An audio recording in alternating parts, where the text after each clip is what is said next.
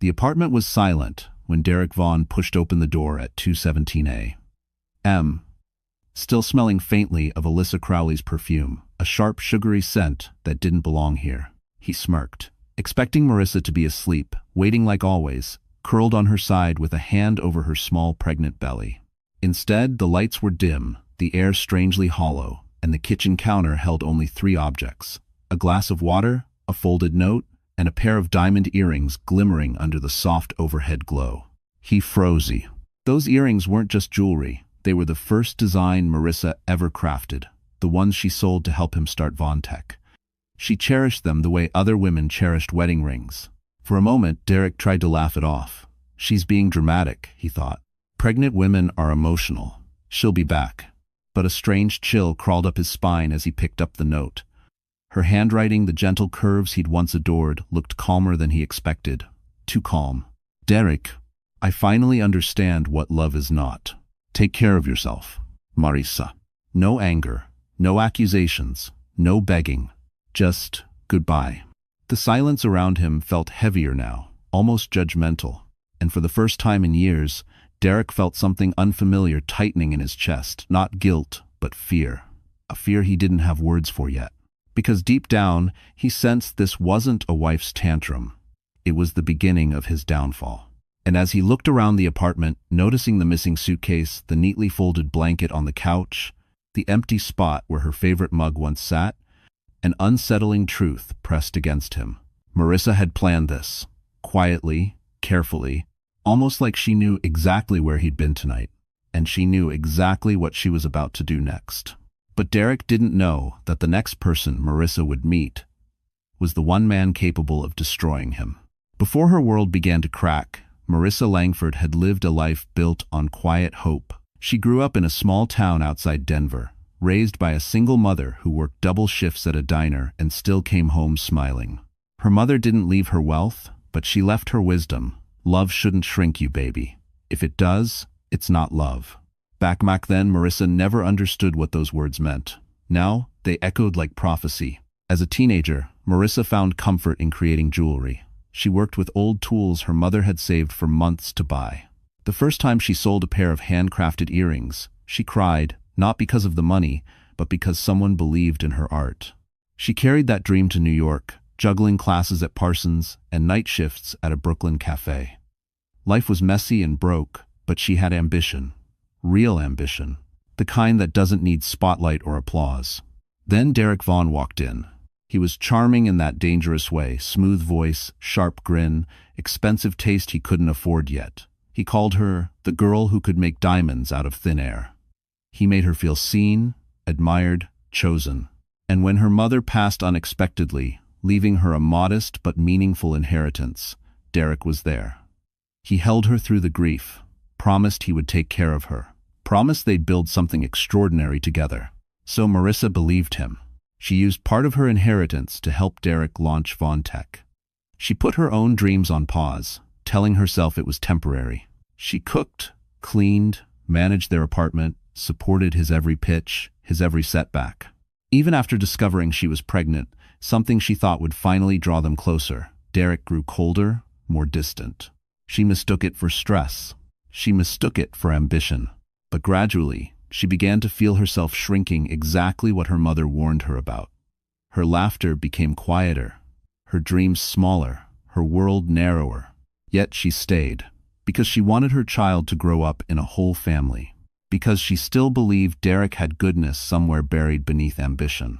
But the night she found that hotel receipt in his jacket, Alyssa Crowley's name, written in shimmering gold ink, something inside her cracked. For the first time, she wondered if leaving wasn't failure, but survival. And the moment she realized Derek wasn't just unfaithful, but unapologetic, Marissa understood her story wasn't ending, it was beginning.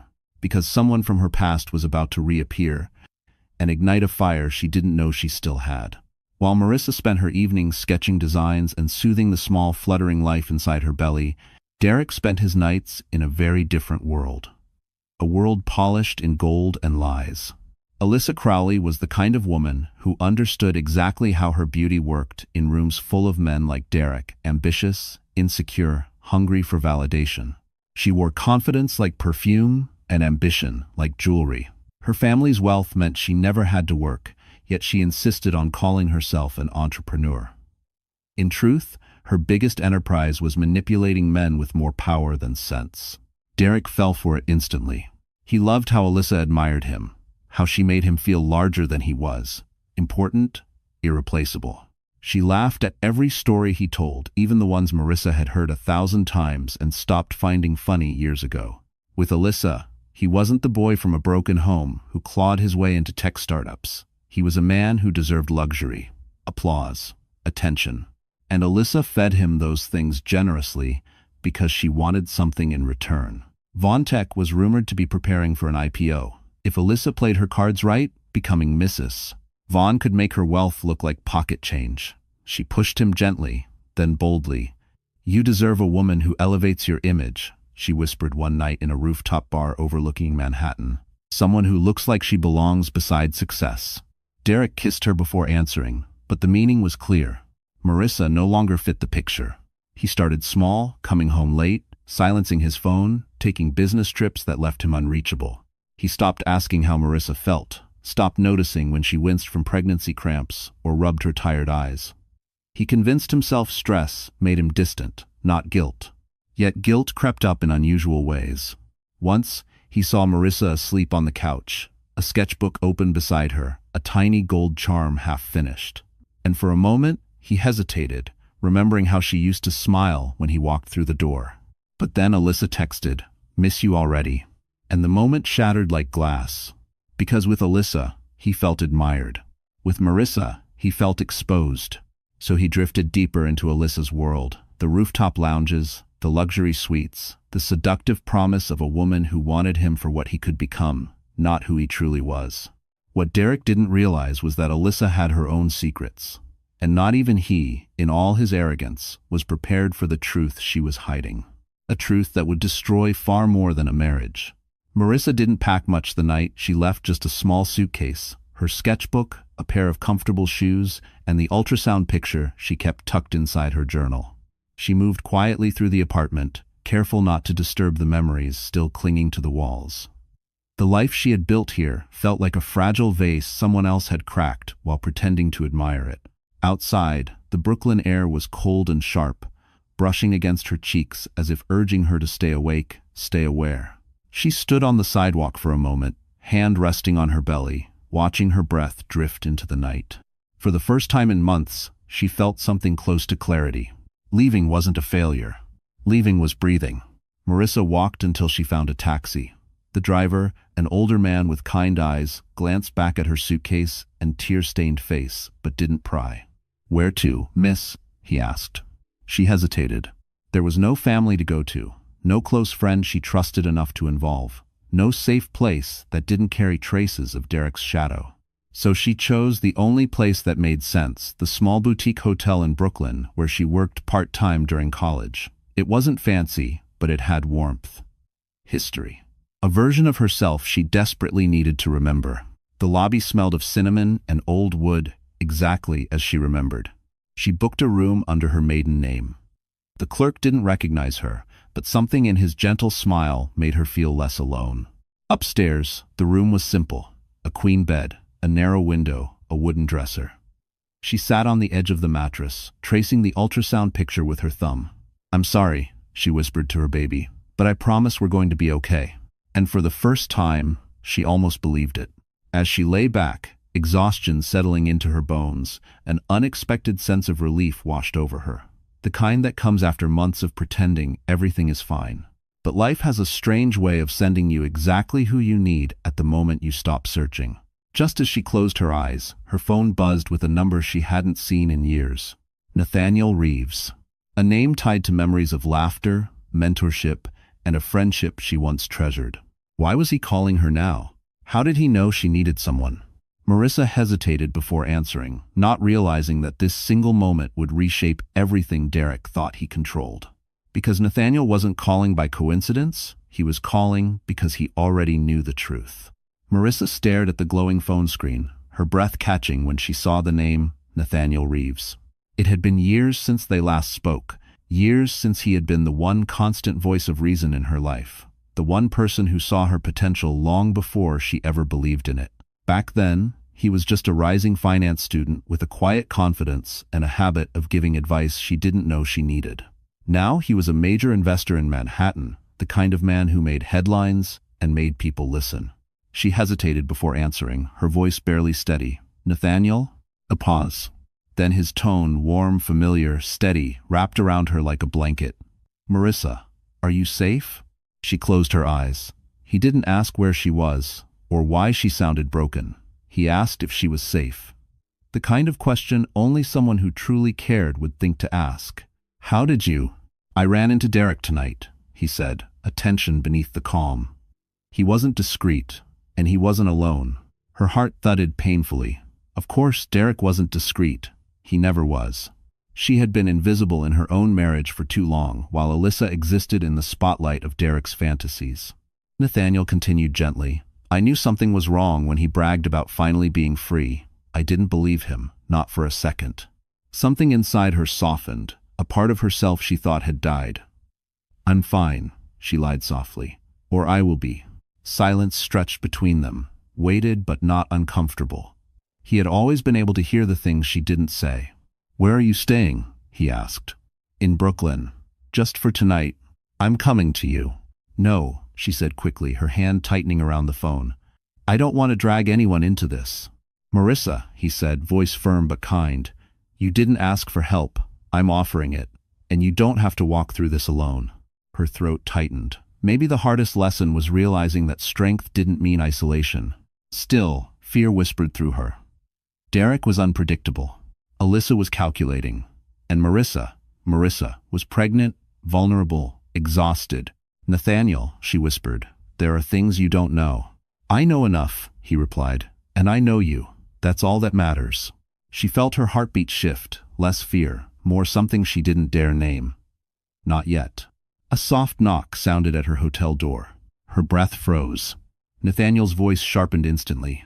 "Marissa? What was that?" Her hand hovered above the doorknob, because whoever was standing on the other side was about to change everything. The next morning, Derek Vaughn woke with a pounding headache and a sense of irritation rather than worry. He had slept alone, Marissa's absence barely registered until sunlight hit the empty side of the bed. Then his eyes darted to the kitchen, to the countertop, where the diamond earrings and the note still sat waiting for him like a verdict. He reread the note 3 times, expecting it to reveal something new. It didn't. Marissa was gone, really gone. But Derek didn't panic out of love. He panicked out of inconvenience. With Vontech's IPO presentation less than 2 weeks away, a missing, emotional, pregnant wife wasn't just a personal issue, it was a liability. Investors valued stability. A scandal could burn everything he'd built. He grabbed his phone. First call, straight to voicemail. Second call, voicemail again. Third call, a cold automated message telling him the number was unreachable. His annoyance deepened. "Damn it, Marissa," he muttered. "You always pick the worst times." He shoved on a jacket and left the apartment, convincing himself she couldn't have gotten far. She didn't have many friends. She had no family. She barely spent money without asking him first. "She'll come crawling back," he told himself. "She always does." But as he walked down the street, something unsettled him how calm her handwriting had been. Not scared, not angry, just done. And Derek had never seen her done. He pushed the thought away. He started with the places he believed she'd go. The boutique where she worked, the cafe she frequented, even the small park where she liked to sketch. No one had seen her. A few coworkers asked if everything was okay. Derek lied through clenched teeth. "She's just overwhelmed." Pregnancy hormones. You know how women get. He expected sympathy. Instead, he received wary stares.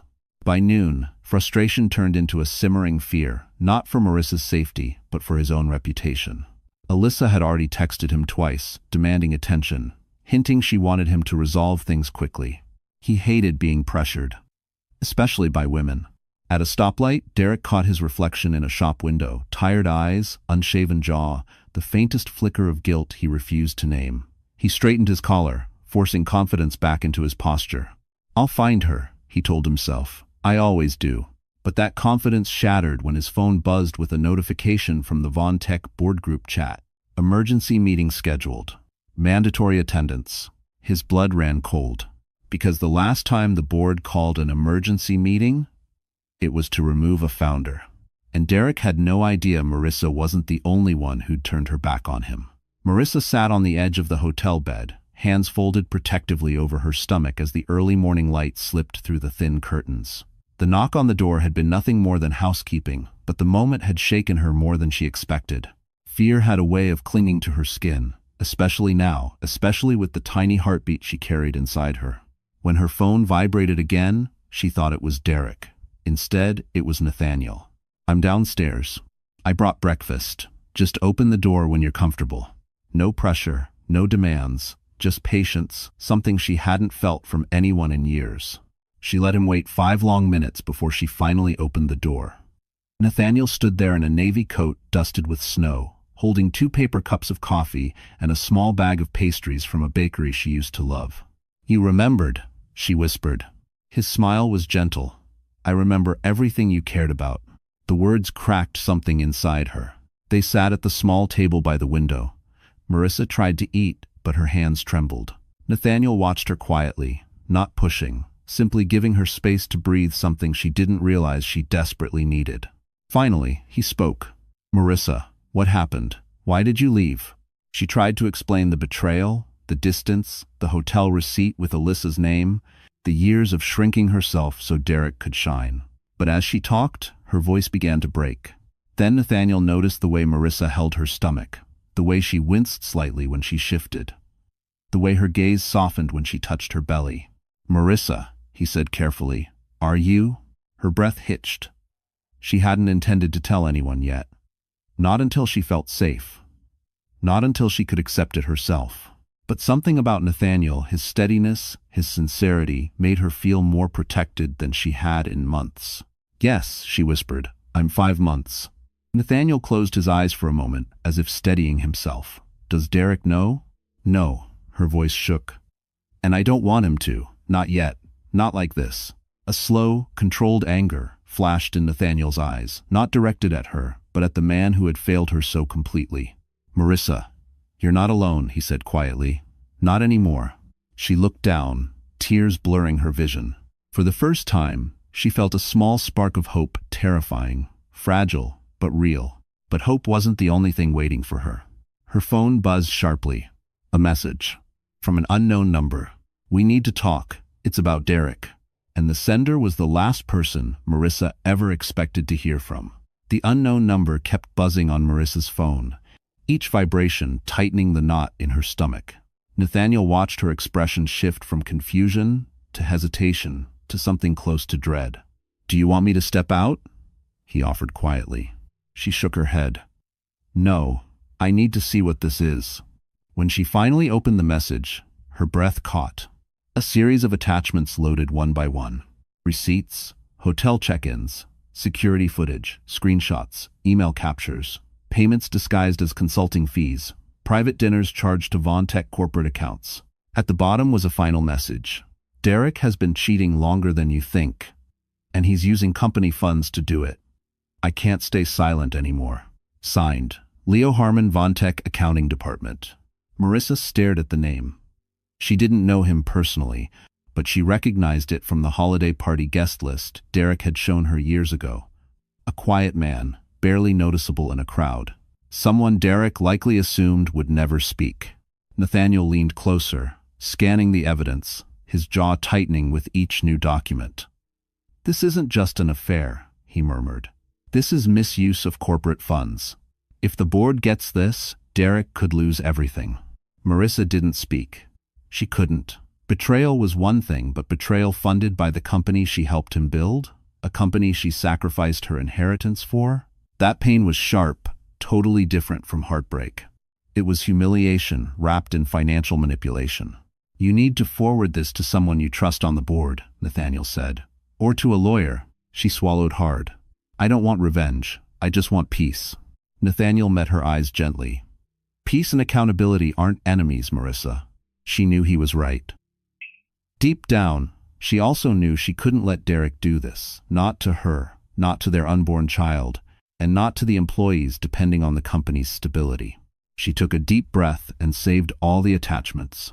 Her fingers trembled, but not from fear this time, from clarity. Pain had turned into purpose. Quiet purpose, but powerful. Just then, a second message came in from the same number. This one was a video. Marissa's heart pounded as she pressed play. Alyssa's voice filled the room, laughing, taunting, bragging to a friend about how Derek had promised her shares in the company, how she would replace the pathetic wife soon enough, how she had leverage he didn't even know about. Then came the part that made Marissa's blood run cold. And once the IPO happens, he won't need her at all. Nathaniel's eyes widened. Marissa, this is explosive. Her phone buzzed again, another message. There's more, and you deserve to know everything. And the next file waiting to open would expose a secret darker than infidelity and far more dangerous. While Marissa sat with Nathaniel, absorbing the weight of every new revelation, miles away, Alyssa Crowley was having a very different kind of morning. She lounged on a velvet chaise in her penthouse suite, bathed in golden sunlight, sipping a mimosa as though the world already belonged to her. She had spent months crafting a fantasy future, one where she was celebrated as the glamorous fiancée of a rising tech mogul, and she believed she deserved all of it. The night before, she had pushed Derek harder than ever. You can't keep stalling, she told him, her voice honeyed but sharp. You want the IPO? You want credibility? Then you need the right woman beside you. A power couple sells better than a sob story wife who makes earrings in her spare time. Derek didn't like the pressure, but he liked Alyssa's approval too much to push back. Now, Alyssa replayed that conversation with smug satisfaction. She believed she had Derek wrapped neatly around her finger. But what she didn't know, what Derek himself didn't know, was that her motives went far beyond ambition. Hidden inside her sleek glass desk was a folder labeled Von Tech IPO Strategy Confidential. It wasn't hers. It wasn't even Derek's. It belonged to a rival investor who had quietly funded her for months. She wasn't just Derek's mistress. She was a planted liability. Her job was simple: seduce him, influence him, destabilize his marriage, push him into reckless decisions. And when the company cracked, the rival investor would swoop in and buy Von Tech stock at rock-bottom prices. But Alyssa had miscalculated something that now threatened her entire plan.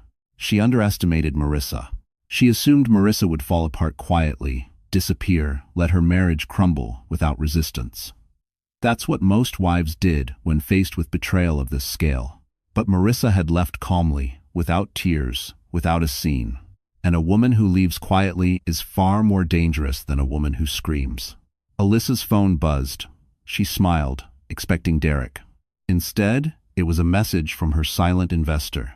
We have a problem. Someone leaked evidence. Find out who. A chill crept up Alyssa's spine. She dialed Derek immediately. Did you tell anyone about us? She demanded. What? No. Why? Derek sounded irritated, tired. Marissa left. That's all you need to know. Alyssa froze. Left? That wasn't supposed to happen yet. Her lips tightened. Derek, where is she now? I don't know, he snapped, but I'll find her. Alyssa ended the call and stared out her floor-to-ceiling window, unease crawling through her. She thought she was playing Derek. She thought she was manipulating the board. But now, someone else was moving the pieces. And for the first time, Alyssa realized she wasn't the puppeteer. She was the bait. Marissa had barely slept. The weight of everything she had learned pressed on her chest like a stone, but for the first time since leaving Derek, she wasn't drowning in fear. She was floating somewhere between sorrow and awakening, a place where a woman begins to see herself clearly. By mid-morning, Nathaniel had stepped out to make calls, leaving her alone in the quiet hotel room. It was the first true silence she'd felt in years. No Derek pacing, no sharp comments, no subtle sighs of disappointment, just her. She wandered into the small bathroom and flicked on the light. The reflection staring back looked unfamiliar. Dark circles under her eyes, hair pulled back hastily, a posture shaped by months, maybe years of shrinking herself to fit someone else's expectations. She placed a hand on the mirror, feeling a tremble in her fingertips. I used to know you, she whispered to the reflection. I'm sorry I forgot. Her stomach tightened, not from sadness, but from a small kick, gentle but insistent. Her baby.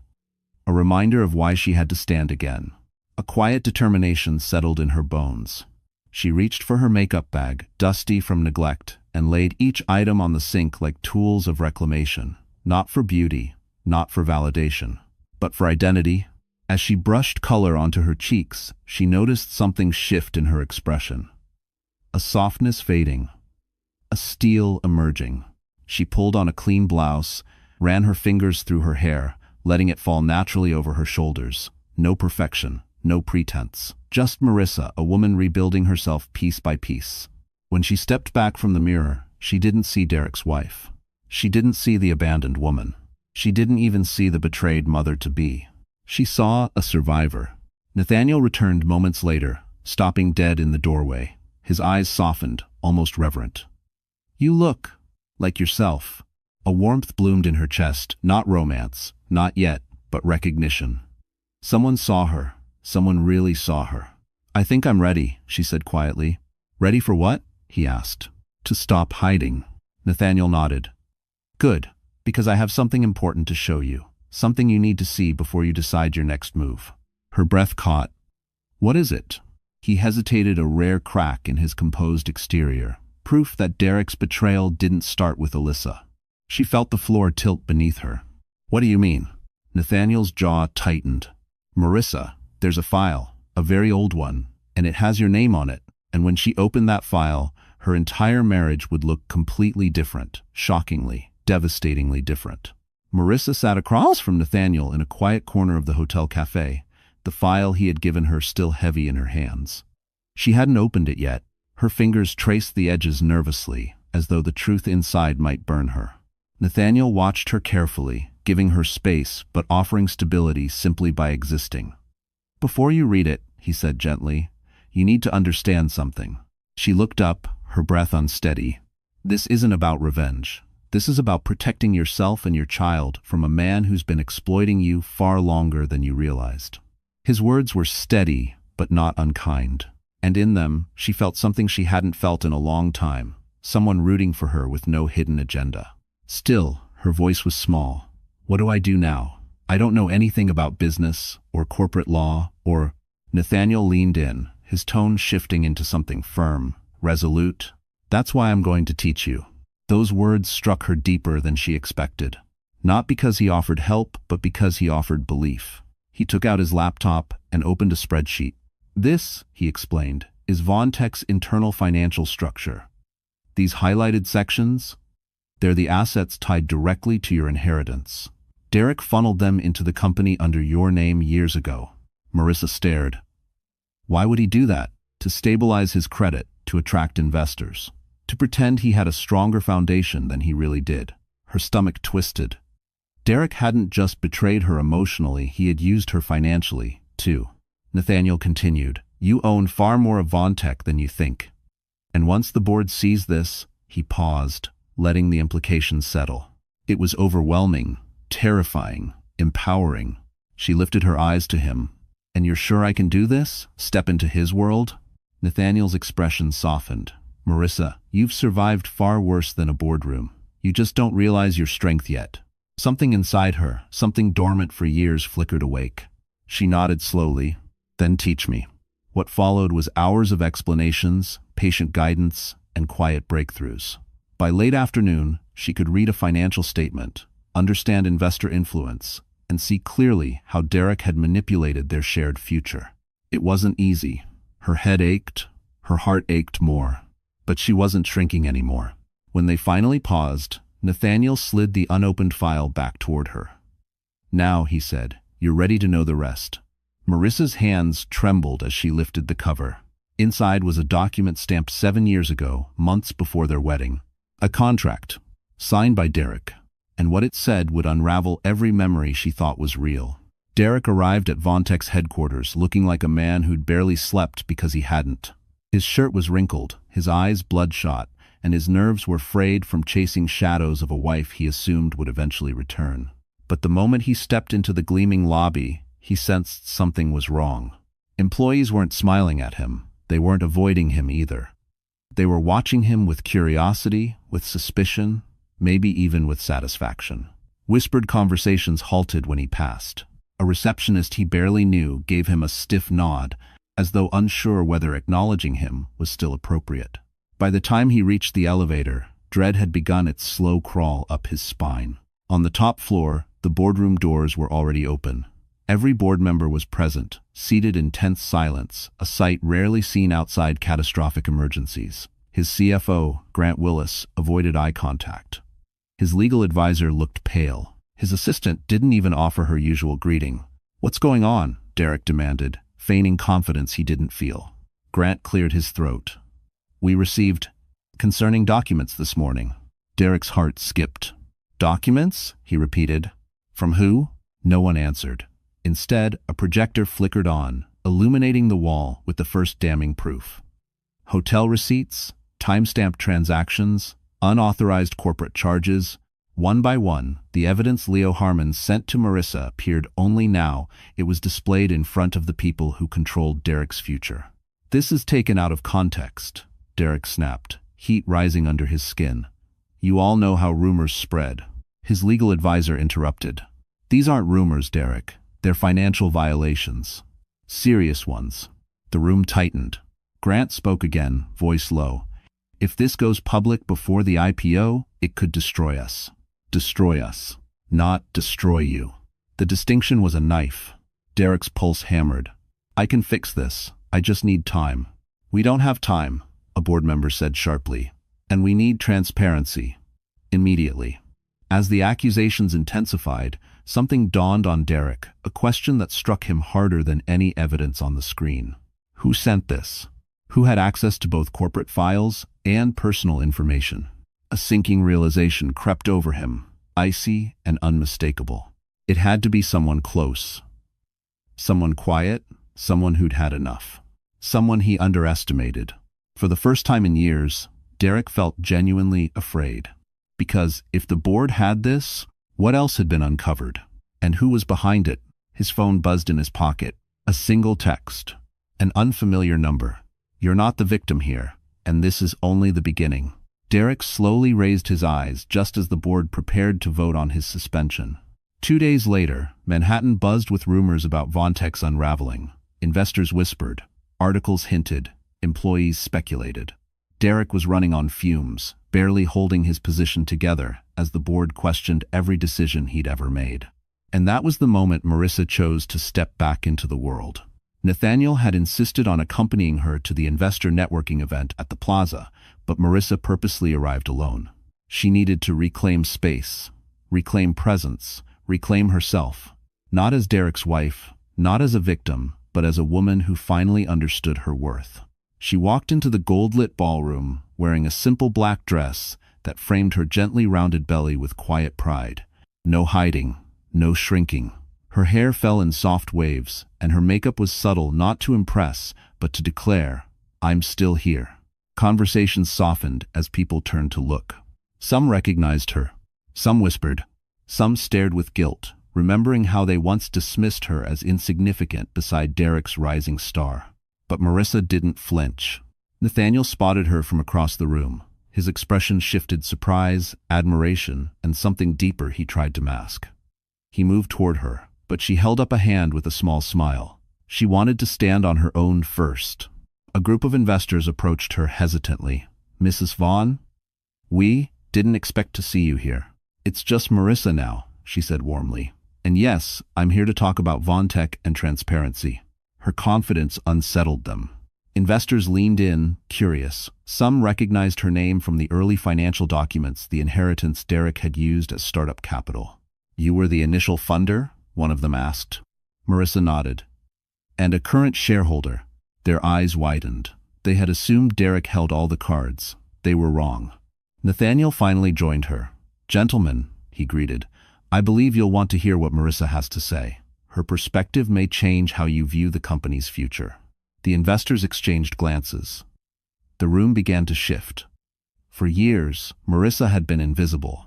Now, she was a gravitational force. And then, just as she was preparing to speak, a ripple moved through the ballroom. Heads turned. Murmurs spread. Someone pointed toward the entrance.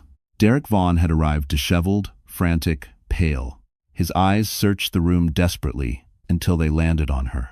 Shock, confusion, then fury. He moved toward her with a speed that made several guests step aside. "Marissa," he hissed, "what are you doing here?" She met his rage with calm. "Having a conversation you should have had years ago." His jaw clenched. "You have no idea what you've started." A soft, steady voice came from behind her. "Yes, she does," Nathaniel said. "And so do we." Because the board of Von Tech had just entered the room and they were walking straight toward Marissa. While the ballroom at the plaza buzzed with tension around Marissa and Derek, several blocks away, Alyssa Crowley was living her own unraveling nightmare. She had spent the morning at a photo shoot, flipping her hair and posing for a luxury jewelry campaign she wasn't actually booked for.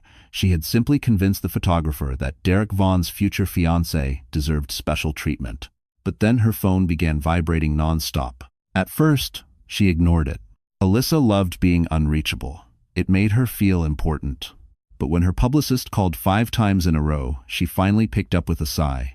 What now? What she heard next turned her blood to ice. "Alyssa, what did you do?" "Your private voice memo leaked." "What voice memo?" she snapped. "The one where you talk about manipulating Derek. The IPO, calling Marissa." The publicist lowered her voice, horrified. "A placeholder wife." "Alyssa, it's everywhere." Page 6, TMZ, Financial Forums. Alyssa's legs went weak. She grabbed the nearest makeup chair to steady herself. "That's impossible," she whispered. "Those files were private." But even as she said it, she knew exactly who could have leaked them. Her silent investor, the one she was supposed to be helping sabotage Von Tech. The one who warned her only yesterday that someone leaked evidence. He must have realized she was becoming a liability. Her career wasn't just cracking, it was collapsing. She rushed out of the studio, shoving past assistants, ignoring photographers who suddenly shouted her name with a tone that wasn't admiration, but hunger. The wrong kind, the kind that smells scandal. In her car, she refreshed her phone. Hundreds of notifications. Tweets calling her a gold digger. Reddit threads analyzing her manipulation tactics. Bloggers posting screenshots of leaked audio. Influencers distancing themselves with carefully curated statements. Her glamorous world was dissolving in real time. Desperate, she called Derek. He answered on the second ring, breathless and furious. "Alyssa, why are the board members asking about you? What did you do?" "What did I do?" she nearly screamed. "Someone leaked my voice memos. My career is on fire because of you." "Because of me?" Derek barked. "You're blowing up my company. Your company was already falling apart." Silence. Cold, dangerous silence. Then Derek's voice dropped to a chilling whisper. "Alyssa, don't contact me again." The call ended. Alyssa stared at her reflection in the tinted car window, mascara smudged, hair wild, panic widening her eyes.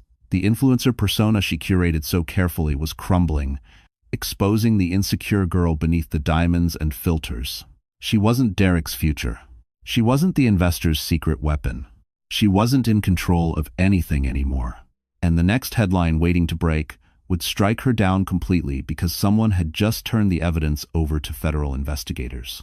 Derek didn't go to his office the next morning. He couldn't. His inbox was flooded with messages from investors demanding explanations, board members requesting documentation, and journalists circling like vultures sensing blood. Alyssa's leaked audio had set the internet ablaze, and every headline tied her directly to him. He paced their apartment like a trapped animal, running his hands through his hair, muttering curses under his breath. The walls felt too close, the silence too loud. It was Marissa's silence, specifically, that haunted him. His wife, the one he believed he could control, had vanished without a trace. And the world was noticing. For the first time, the consequences of losing her began to take shape in his mind. The IPO, the investors, the company's stability, his public image. All of it was slipping.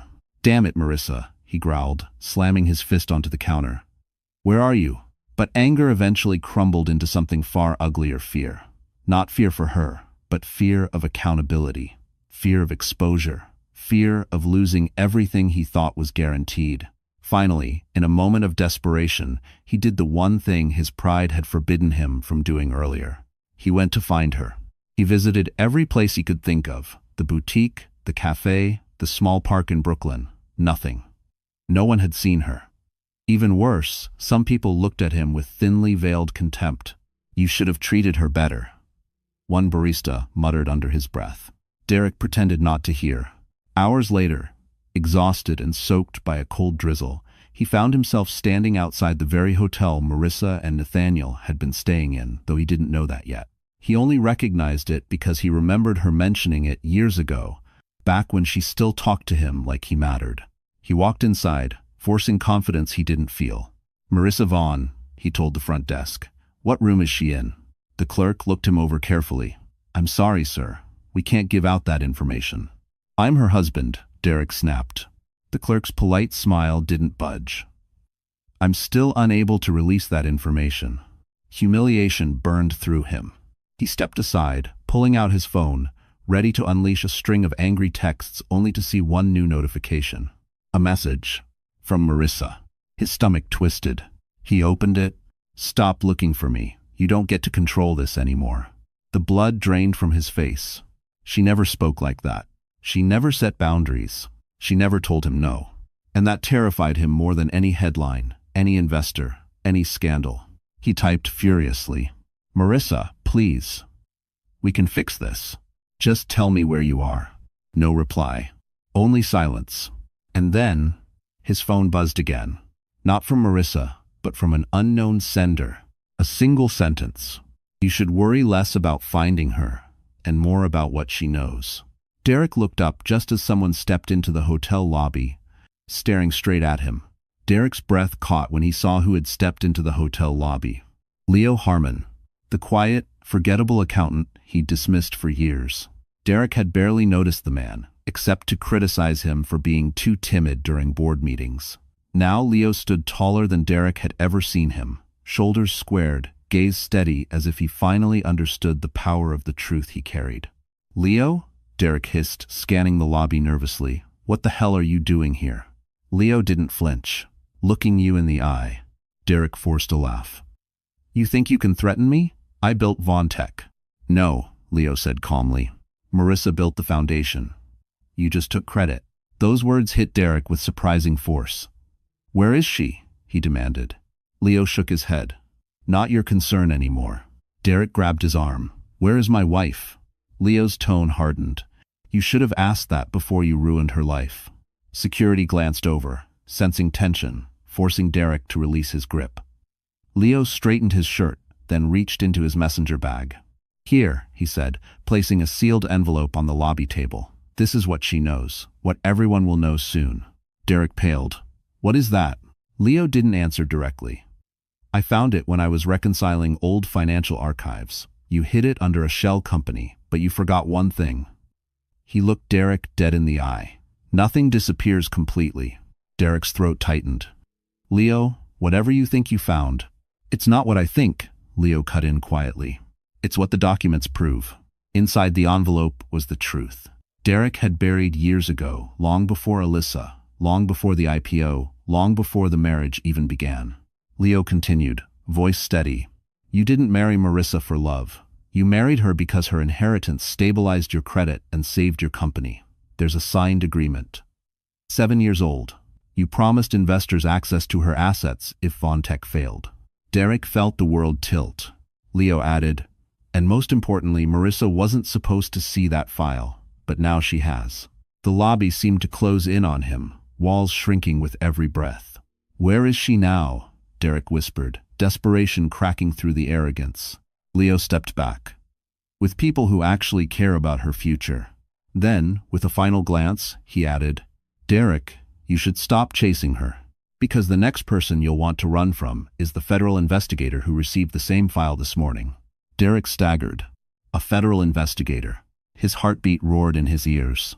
And then, as if fate wanted him to crumble completely, his phone buzzed. A message. From Nathaniel. "We need to talk. Marissa deserves the truth you stole from her." And Derek realized the one man he feared most was now standing at Marissa's side. The boardroom at Vaughn Tech had never been this quiet.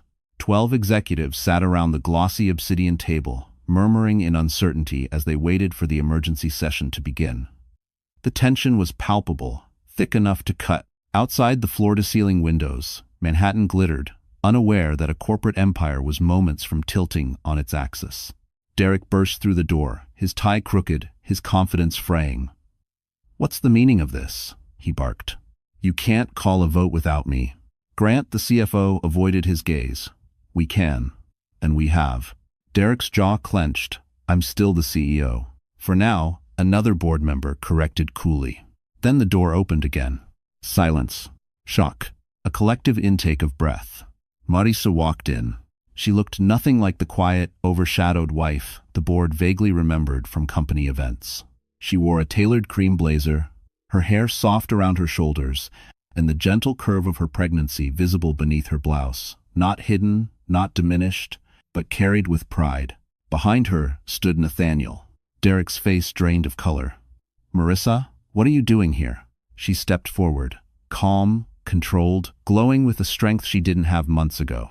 "I'm here," she said softly, "because I'm a shareholder." A whisper rippled around the room. Nathaniel slid a stack of documents onto the table. Per corporate records, Marissa Langford owns 18% of Vontech. Through her inheritance capital, Derek used to establish the company. Several board members leaned forward, scanning the documents with widening eyes. Derek's voice cracked. "You don't understand. That money wasn't." "It was mine," Marissa interrupted gently, but firmly. "You said it was temporary. You said you'd sign the paperwork later. You never did." Her eyes shimmered, not with pain this time, but with truth finally spoken aloud. "And now," Nathaniel added, "she has the legal right to vote." A heavy silence filled the room. One board member finally spoke. "Mrs. Langford, Marissa, how do you wish to proceed?" Marissa held Derek's gaze. For a moment, something flickered the memory of a woman who once loved him, who once believed in him, but that woman was gone. "I vote," she said steadily, "for Derek Vaughn to be suspended pending federal investigation." Derek staggered back as though struck.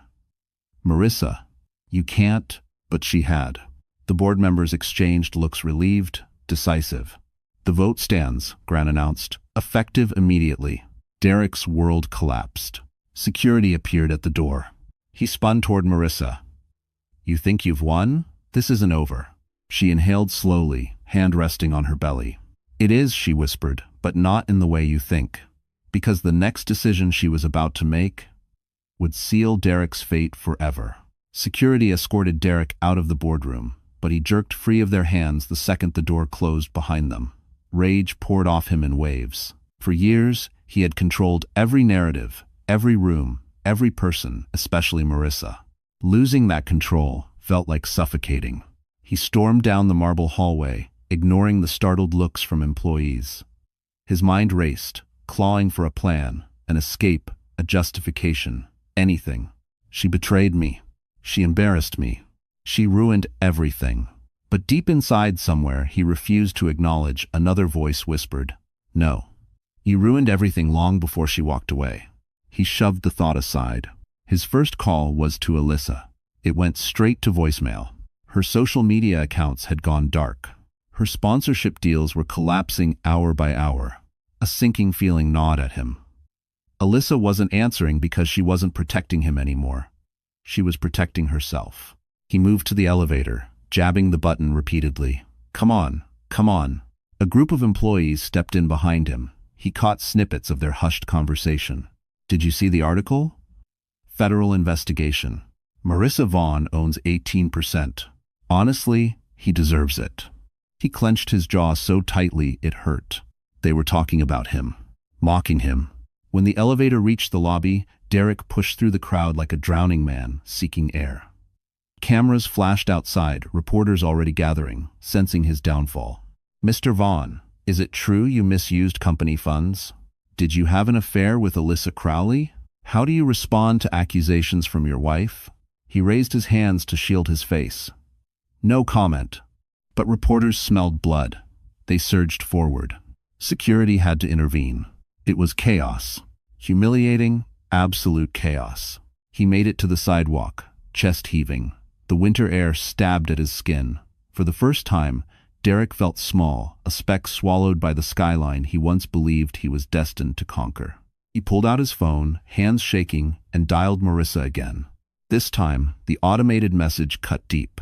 The number you are trying to reach has blocked you. Blocked. His own wife. The woman he thought would always be his safety net. His guarantee. His possession. Something inside him cracked. He stepped backward, leaning against a cold stone pillar as reality closed in. The company was slipping away. Alyssa was gone. Marissa had turned into someone he could no longer predict or control. And worst of all, people were choosing her over him. His phone buzzed again. A message. From an unknown number. Prepare yourself, Derek. What happens next, you brought on yourself. He looked up and saw Nathaniel Reeves standing across the street, watching him with the quiet certainty of a man holding the final card. Marissa didn't plan on seeing Derek again. She had spoken enough truth, survived enough wounds, and rebuilt enough of herself to believe that closure could come without confrontation. But sometimes life insists on giving you the final word you never asked for. She was in the quiet garden behind the plaza, a place she used to visit on her lunch breaks to sketch. The winter air was crisp, the sky pale, and her hands rested gently on her belly as she breathed slowly the way the nurse had taught her. Nathaniel had stepped away for a call. She thought she was alone, until she heard footsteps she could never forget. Marissa. His voice, frayed, desperate. She turned slowly. Derek stood a few feet away, no longer the polished visionary of Von Tech. His hair was unkempt, his coat wrinkled, his eyes wild with fear and pleading. He looked like a man who had lost his script and his audience. "What are you doing here?" she asked softly, not out of fear, but out of genuine curiosity. "I needed to see you," he said, stepping closer. "I needed to explain." "Explain what?" Her voice was calm, too calm. It unsettled him. He swallowed hard. "Everything. I made mistakes, yes, but I was under pressure. The company, the investors. Alyssa, she meant nothing. You know I always come back to you." Marissa blinked, startled by the absurdity. "That's not love, Derek. That's habit." "No," he insisted. "It's loyalty." "Loyalty?" She almost laughed. "You were loyal to your ambition, not to me." Derek rubbed his face with trembling hands. "I lost everything because you left." "No," she corrected gently. "You lost everything because of the choices you made long before I left." His breathing hitched. "I can fix this. We can fix this. Come home." She stepped back, hand instinctively shielding her belly. "There is no home left, Derek. You burned it." His eyes flicked to her stomach, the realization hitting him like a blow. Is the baby?" "Yes," she said. "And no, you won't use this child to rebuild your image." He staggered. "Marissa, please. I'm begging you." She met his gaze, not with hatred, not with bitterness, but with finality. "I forgive you," she said. He froze. "You? What?" "I forgive you," she repeated, voice steady. "But forgiveness isn't the same as reconciliation. It simply means you no longer have power over me." Tears filled Derek's eyes, not the tears of a man who loved, but of a man who lost ownership. Before he could speak again, Nathaniel returned, placing a protective hand on Marissa's back. Derek looked between them, horror spreading across his face. "You and him? You can't." Marissa cut him off gently. "I can, and I will." Nathaniel stepped forward. "Leave her, Derek. This is the end." Derek shook his head in disbelief. "You'll regret this, Marissa. You'll see." But he didn't finish. His phone buzzed. A notification from the federal investigator. His face collapsed. And Marissa realized this was the exact moment his world truly ended, not with her leaving, but with justice arriving. The news broke within days. Von Tech founder, under federal investigation. Insider trading and misuse of funds alleged. Alyssa Crowley cooperates with authorities. The world Derek once commanded now swallowed him whole. Investors abandoned him. His assets were frozen. The IPO he worshipped evaporated overnight. And yet, as reporters camped outside courthouses and analysts dissected his downfall, Marissa felt nothing but peace. Not triumph. Not vengeance. Just peace. She watched the headlines from the small porch of the cottage she now rented on the outskirts of Maine, a quiet place surrounded by pine trees and soft morning fog. The air smelled of earth and possibility. Her hand rested on her belly, now round and full. Her baby kicked gently, as if reminding her she wasn't done yet, she was beginning. Nathaniel stepped outside carrying 2 mugs of tea. "They're saying Derek will likely take a plea deal," he said softly. He'll lose the company permanently. Marissa nodded. That's justice, not revenge. Nathaniel smiled, that quiet, steady smile she had leaned on more than once. How do you feel? She exhaled slowly. Free. They sat together in silence, the kind that didn't weigh on her shoulders but lifted them. Marissa looked toward the small studio Nathaniel helped her build behind the cottage sunlight, glinting off silver tools and gemstones resting on the workbench. Her jewelry brand, Langford and Light, was launching in 2 weeks. Investors, not Derek's world, her world now, had already placed orders. Articles praised her resilience and craftsmanship. For the first time, her work carried her name, not his. And she had allowed herself something she once believed she no longer deserved. A second chance at love. Nathaniel reached for her hand. She didn't pull away. He looked at her the way Derek never had, not as something to possess, but as someone to honor, someone to walk beside. When you're ready, he whispered, I'd like to build a life with you, not to replace anything you lost, but to grow something new. Her eyes softened. I think I'm ready now. Months later, Marissa stood in a simple white dress beside Nathaniel on a cliff overlooking the ocean. Their small ceremony held no grandeur, no flashing cameras, just warmth, sincerity, and the quiet certainty of choosing right. When she placed her hand on her newborn daughter's tiny head, she whispered a promise. You'll grow up knowing your worth. Because I finally know mine. Far away, Derek began his community service sentence. Invisible, forgotten, a cautionary tale. Marissa didn't think of him anymore. Her story had closed. Her peace had arrived. And the life she rebuilt was brighter than anything he ever tried to take from her. Well, that's where the story closes, my wonderful friends. If you're still here with me at this moment, it means something in this journey touched your heart in a way only real life can. And now, together, let's take a gentle breath and look at what this story is really reminding us.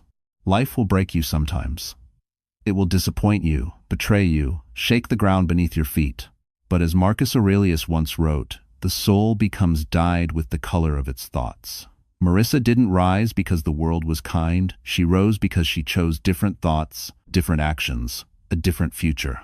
And that's something each of us can do, even on the days we feel small. Remember, walking away isn't weakness, it's wisdom. Healing isn't loud, it's steady. And real love, real peace, always begins with choosing yourself first. If this story gave you courage, comfort, or even a moment of clarity, let us know. Like the video, share it with someone who may need it, and subscribe so you don't miss the next journey we take together. You're not alone. We're healing, step by step, and I'm right here with you.